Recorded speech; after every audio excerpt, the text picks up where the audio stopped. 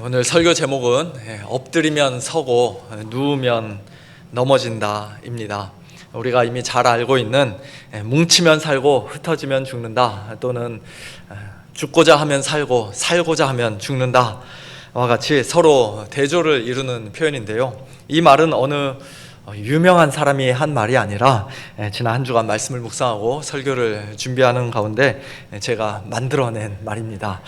비록 처음 듣는 말일지라도 눈치가 빠르신 분들은 이 제목의 의미를 곧바로 이해하셨을 것입니다.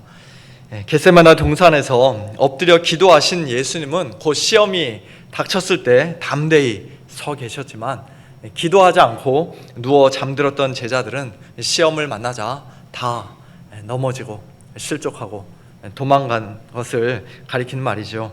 물론 성경에는 제자들이 꼭 누워 잤다고 구체적으로 기록되어 있지는 않습니다. 쪼그려 앉아 어딘가에 등을 기대 잤을 수도 있고, 아니면 엎드린 자세로 잤을 수도 있습니다. 그러나 어쨌든 그들이 잠든 것을 가리켜 누웠다라고 표현한 것이 그리 틀린 말은 아닐 것이라 생각이 듭니다. 오늘 말씀의 메시지는 분명합니다. 우리 역시도 주님처럼 엎드려 기도하면 시험의 때에 담대히 설 수 있지만, 그러나 제자들처럼 누워 잠만 자면 결국 넘어질 수밖에 없다는 것입니다. 오늘 본문은 우리 교회가 매년 고난주간 특별 새벽 기도회 때마다 묵상하는 소위 겟세마네 기도에 관한 말씀입니다. 우리가 이미 수도 없이 많이 듣고 읽어서 너무나 잘 알고 있는 익숙한 말씀일 것입니다. 그럼에도 불구하고 오늘 복된 주님의 날 우리에게 주시는 하나님의 말씀을 통해, 저와 여러분 모두에게 주시는 이 말씀을 통해 우리 모두가 다시 한번 주님의 겟세마네 기도를 깊이 묵상하고 구원의 은혜에 감사하며 주님처럼 더욱 기도하는 삶 살겠노라 결단하고 다짐하는 그런 복된 시간 될 수 있기를 예수님의 이름으로 축원합니다. 오늘 본문에는 예수님께서 최후의 만찬을 마치신 후 제자들과 함께 가신 장소가 겟세마네라 하는 곳이라고 기록되어 있습니다만, 요한복음에는 그곳이 동산이라고 표현되어 있습니다. 그래서 우리가 보통 그것을 가리켜 겟세마네 동산이라고 부르는 것입니다. 예수님은 그 겟세마네 동산에서 기도하기를 원하셨는데요, 제자들 중 특별히 베드로와 야고보와 요한 세 사람을 따로 데리고 더 안쪽으로 들어가셨습니다. 그들을 그렇게 따로 데리고 가신 것은 사실 이번이 처음이 아니었죠. 일찍이 야이로 회당장 야이로의 딸을 살리셨을 때에도, 또 변화산 위에서 영광스러운 모습으로 변형되실 때에도 예수님은 베드로와 야고보와 요한 세 사람을 따로 데리고 가셨습니다. 그러나 이번 겟세마네 동산에서 이 세 사람이 함께한 의미는 좀 더 특별한 의미가, 함께한 사건은 좀 더 특별한 의미가 있는 것 같습니다. 왜냐하면 그들은 모두 다 예수님을 죽기까지 따르겠노라 자신 있게 고백한 사람들이었기 때문입니다. 베드로는 다른 제자들은 다 주님을 버릴지라도 나는 그리하지 않겠습니다. 내가 주와 함께 죽을지언정 주를 부인하지 않겠습니다 라고 오늘 본문 바로 직전에서 이야기를 했습니다. 또 마가복음 10장에는 주의 영광 중에서 우리를 하나는 주의 우편에 하나는 좌편에 앉게 하여 주옵소서라고 예수님께 요청했던 야고보와 요한이, 내가 마시는 잔을 너희가 마실 수 있으며 내가 받는 세례를 너희가 받을 수 있느냐라는 예수님의 질문에 조금도 망설이지 않고 할 수 있나이다 라고 대답하는 장면이 기록되어 있습니다. 이와 같은 그들의 고백은 분명 거짓말이나 위선이 아니었을 것입니다. 그들은 진심으로 주님을 따르고자 했습니다. 자신들의 목숨을 걸고라도 정말 죽는 한이 있더라도 주님을 끝까지 따르고 싶었습니다. 그러나 문제는 단지 말이나 결심만 가지고는 그 일을 실제로 할 수가 없다는 것이죠. 예수님께서 오늘 본문에 여러 차례 그들을 향해 말씀하신 것처럼 깨어있지 않으면, 기도하지 않으면 아무리 멋진 말을 하고 아무리 굳은 결심이 있어도 그들은 결국 시험 앞에서 넘어질 수밖에 없는 너무나도 연약한 사람들이었습니다. 너희는 여기 머물러 깨어있으라. 시몬아 자느냐? 네가 1시간도 깨어 있을 수 없더냐? 시험에 들지 않게 깨어 있어 기도하라. 마음에는 원이로되 육신이 약하도다 라고 예수님께서 말씀하십니다. 오늘 우리 역시도 마찬가지입니다. 마음으로는 곧 성령으로 거듭난 우리의 새 마음, 새 영으로는 분명 기도하고 싶고 예수님을 끝까지 따라가고 싶습니다. 그러나 우리의 육신은 너무 약합니다. 여기서 육신은 단순히 우리의 몸, 육체를 가리키는 말이 아닙니다. 한밤중이라 지금 제자들의 몸이 너무 피곤한 상태를 가리키는 말도 아닙니다. 물론 그런 것도 포함되어 있을 수 있겠지만 우리 스스로의 인간적인 힘과 능력으로는 늘 그저 편하고 안일한 것만을 추구하는 우리의 죄악된 본성과 본능으로는 깨어 기도할 수도 없고 끝까지 주님을 따라갈 수도 없다는 그런 말씀입니다. 그렇게 우리는 더욱더 성령의 도우심을 구하며 우리의 연약한 육신, 연약한 몸을 복종시키며 주님을 따르기 위해 깨어 기도해야 하는 것이죠. 17세기 영국의 청교도 존 버년 목사님의 책 철로 역정을 보면 이런 장면이 나옵니다.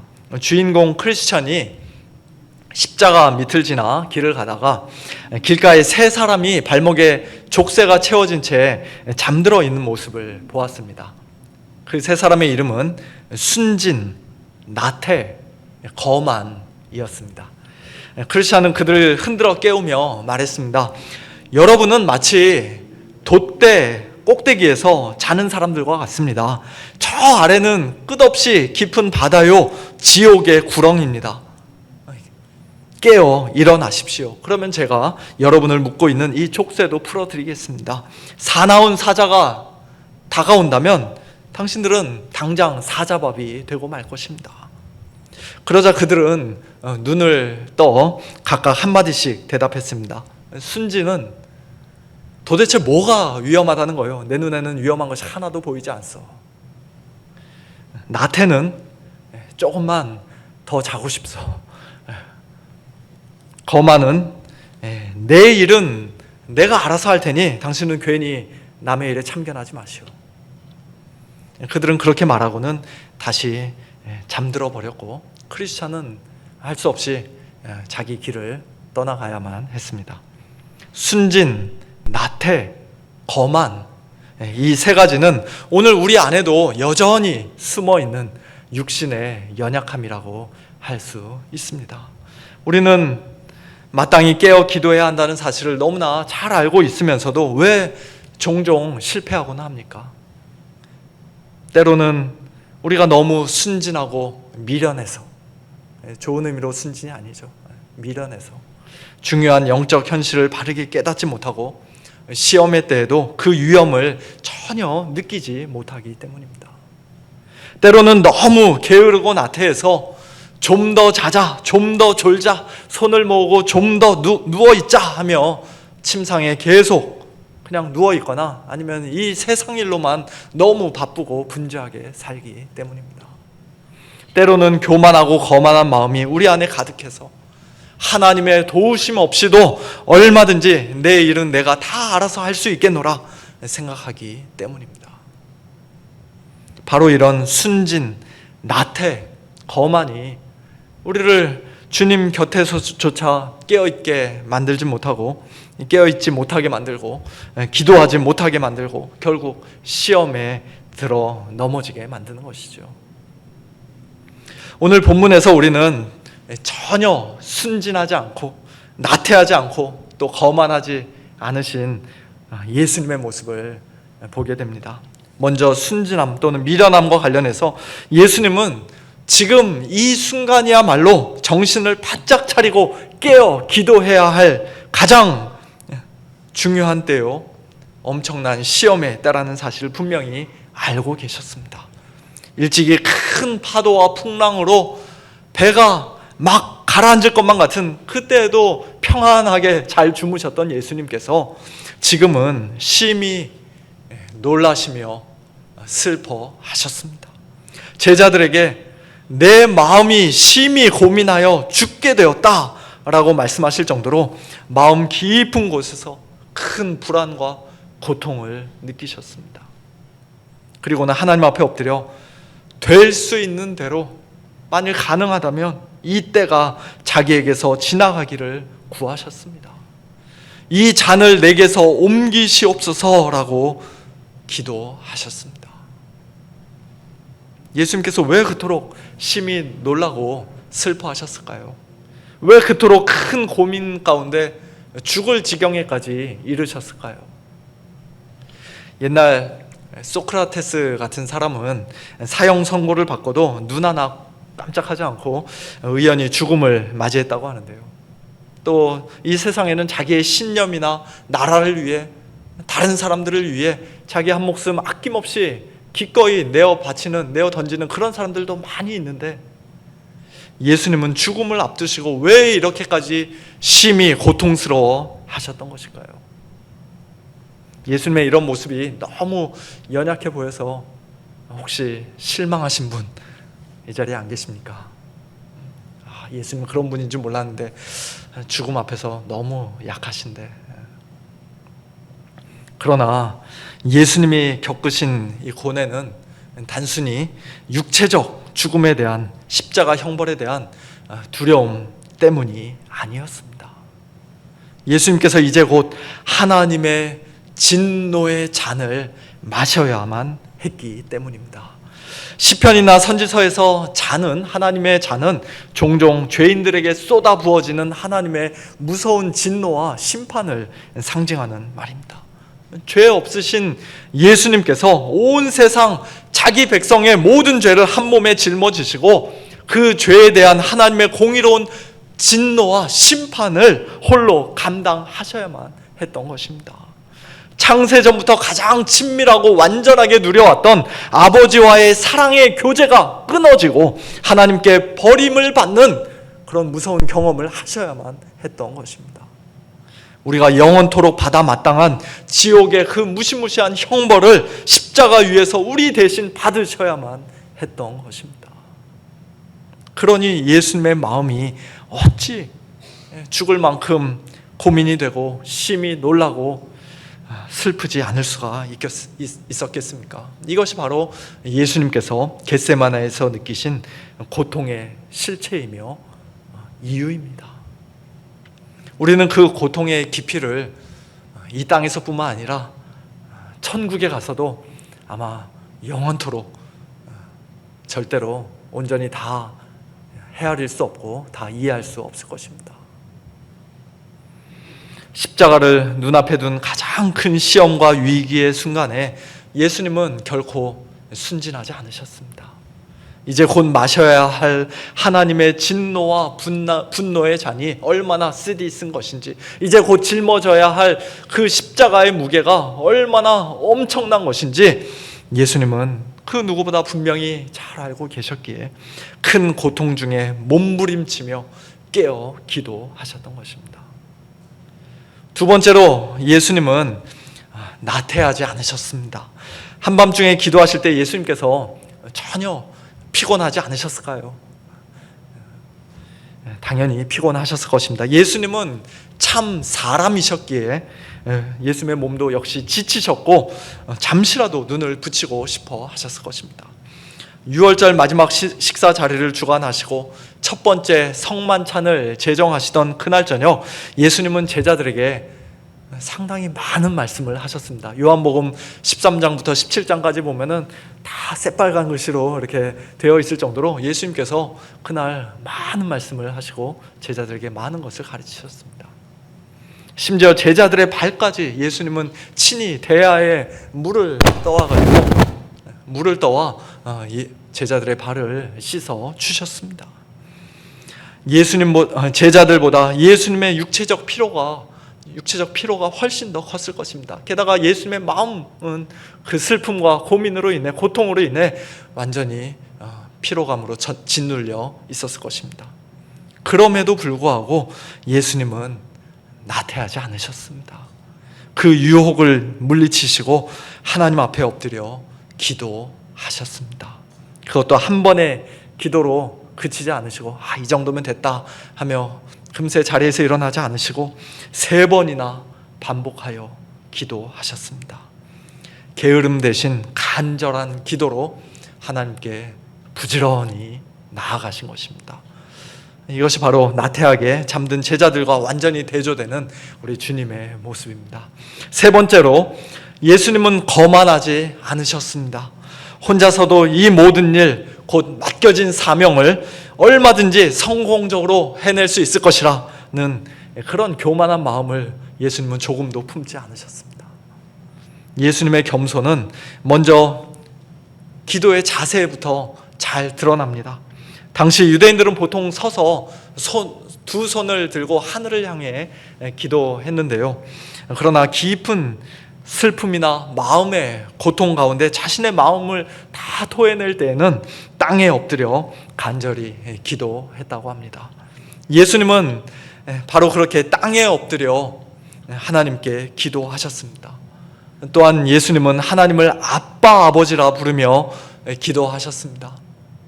아빠, 여기서 아빠는 우리가 쓰는 한국말과 발음은 거의 똑같습니다만, 그러나 그 뉘앙스는 완전히 100% 똑같지는 않습니다. 어쨌든 당시 아람어로서 유대인들이 사용하는 아람어로 자기의 아버지나 존경하는 랍비를 사랑과 애정과 존경을 담아 부르는 호칭이 바로 아빠였습니다. 그리고 곧이어 덧붙인 아버지, 헬라어 파테르라는 말은 같은 뜻을 중복해 강조하는 표현으로 쓰였습니다. 많은 성경학자들에 의하면 예수님 이전에는 유대인들 중 그 어느 누구도 개인 기도에서 하나님을 아빠라고, 아버지라고 부르지 않았다고 합니다. 그것은 굉장히 불경스럽고 신성 모독적인 일로 여겨졌기 때문입니다. 그러나 하나님의 참 아들이신 예수님은 하나님을 가장 친밀하게 아빠, 아버지라 부르며 기도하셨고, 그 놀라운 특권을 성령을 받은 우리 성도들에게도 허락해 주셨습니다. 너희는 다시 무서워하는 종의 영을 받지 아니하고 양자의 영을 받았으므로 우리가 아빠, 아버지라고 부르짖느니라.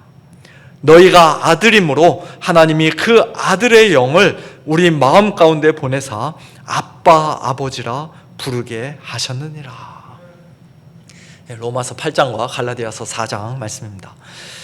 예수님은 또한 기도 중에 하나님의 전능하심을 겸손히 인정하며 고백하셨습니다. 아버지께는 모든 것이 가능하오니 이 잔을 내게서 옮기시옵소서. 아버지께는 모든 것이 가능하며 불가능이 없다는 이 전적인 신뢰와 겸손의 고백은 하나님을 분명 크게 기쁘시게 해드렸을 것입니다. 그러나 이 기도는 예수님이 아버지께 이래라 저래라 명령하는 그런 말씀은 아니었습니다. 예수님은 아버지의 목을 조르고 팔을 비틀어 자기 뜻을 어떻게든 관철하려는, 통과시키려는 그런 거만한 아들이 아니었습니다.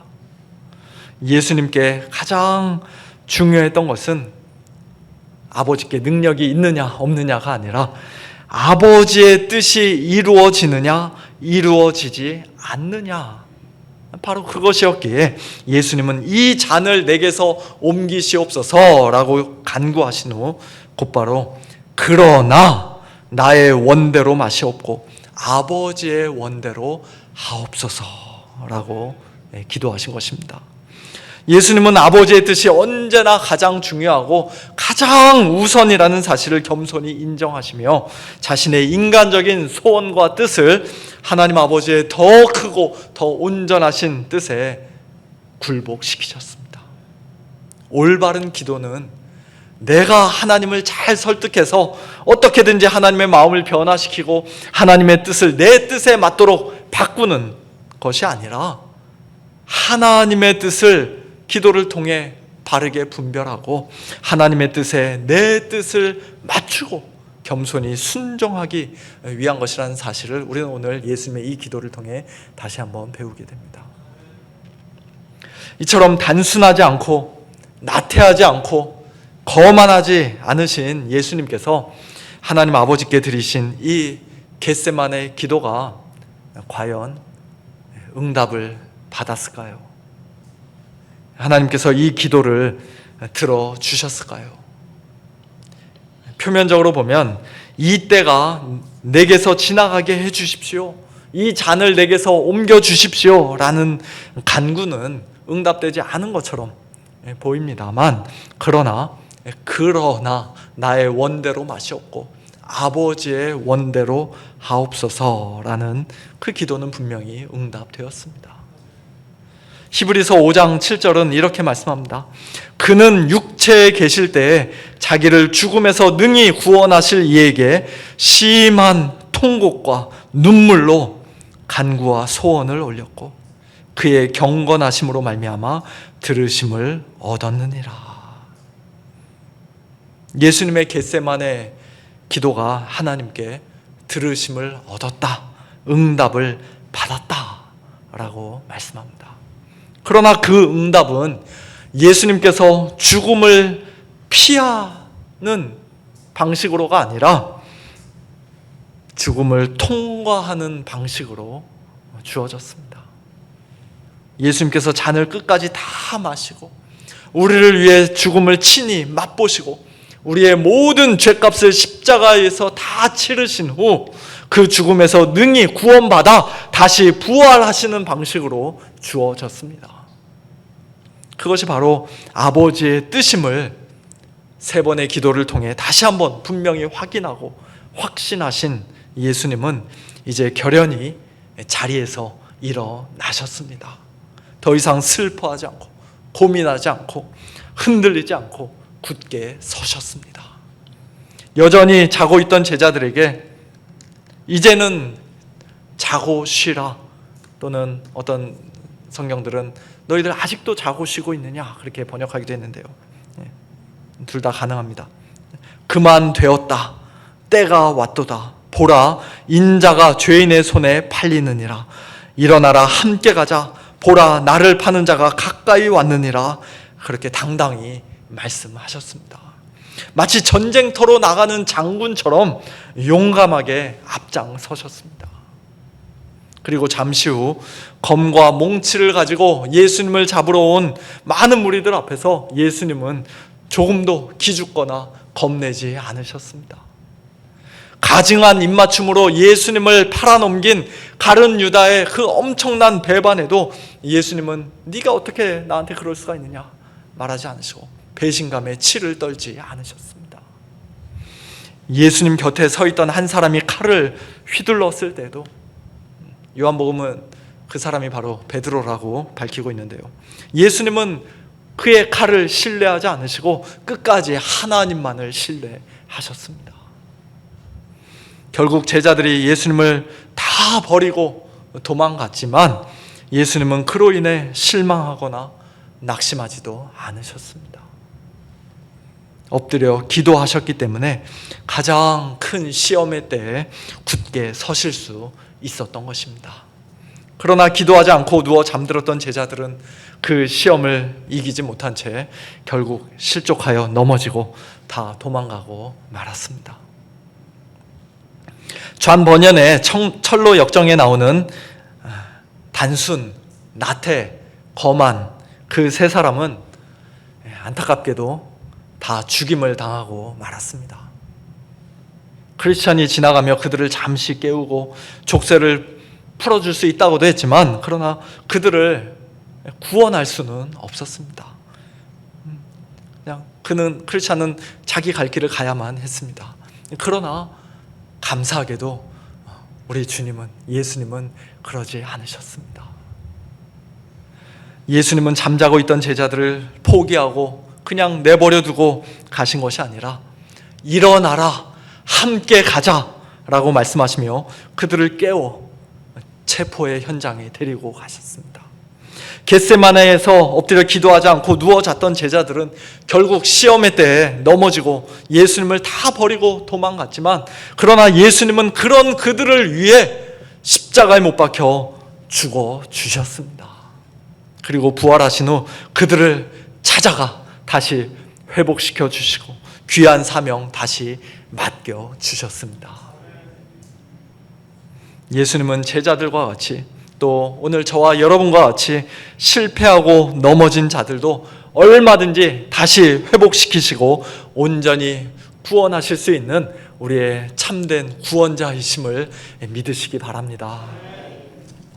겟세마네에서 심한 통곡과 눈물로 또 누가복음에 의하면 땀이 땅에 떨어지는 핏방울 같이 될 정도로 간절하게 드리신 예수님의 그 기도는 우리에게 단순히 좋은 모범에 불과한 것이 아니라, 물론 가장 좋은 모범이었지만 그러나 그 이상이었습니다. 실제로는 우리의 구원을 이루신 구속사적인 기도였습니다. 그 기도가 있었기에 예수님은 십자가를 피하지 않고 죽기까지 순종하실 수 있었으며 십자가 위에서 우리의 모든 죄값을 단번에 치러 주실 수 있었습니다.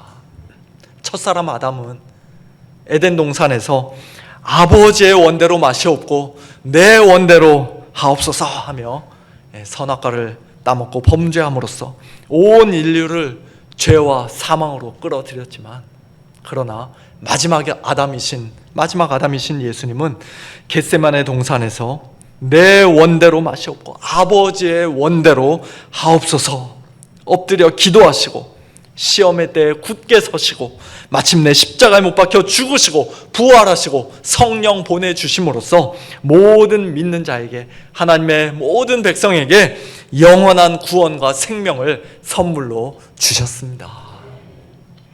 사랑하는 성도 여러분, 그러므로 오늘 우리의 마땅한 반응은 무엇보다도 먼저 감사가 되어야 할 것입니다. 우리를 구원하시기 위해 겟세마네에서 기도하시고 십자가를 지신 예수님께, 또 이 잔을 내게서 옮기시옵소서라는 그 기도에는 침묵하시고 독생자를 십자가에까지 아낌없이 내어주신 하나님께 우리는 마땅히 감사드려야 합니다. 그리고 그 감사는 이제 반드시 기도로 이어져야 할 것입니다. 우리는 영적인 현실과 위험한 시험의 때를 깨닫지 못하는 순진하고 미련한 자가 아니라, 기도를 차일피일 계속 미루며 게을리하는 나태한 자가 아니라, 또 자기 힘과 지혜를 의지하여 살아가려는 거만하고 교만한 자가 아니라 오직 주님처럼 깨어 기도하는 자들이 되어야 합니다. 엎드리면 서고 누우면 넘어집니다. 예수님처럼 엎드려 기도할 때 우리는 시험의 때에 굳게 서서 하나님께 영광을 올려드릴 수 있습니다. 오늘도 하나님 보좌 우편에서 우리를 위해 중보하시는 우리의 큰 대제사장 예수 그리스도의 은혜를 의지하여, 또한 우리 안에서 말할 수 없는 탄식으로 기도하시며 간구하시며 우리의 연약함을 도우시는 성령의 능력 힘입어 우리의 창조주 하나님, 구원의 하나님께 아빠 아버지라 담대히 부르짖으며 날마다 깨어 기도하는 복된 저와 여러분, 우리 모두가 될 수 있기를 예수님의 이름으로 축원합니다.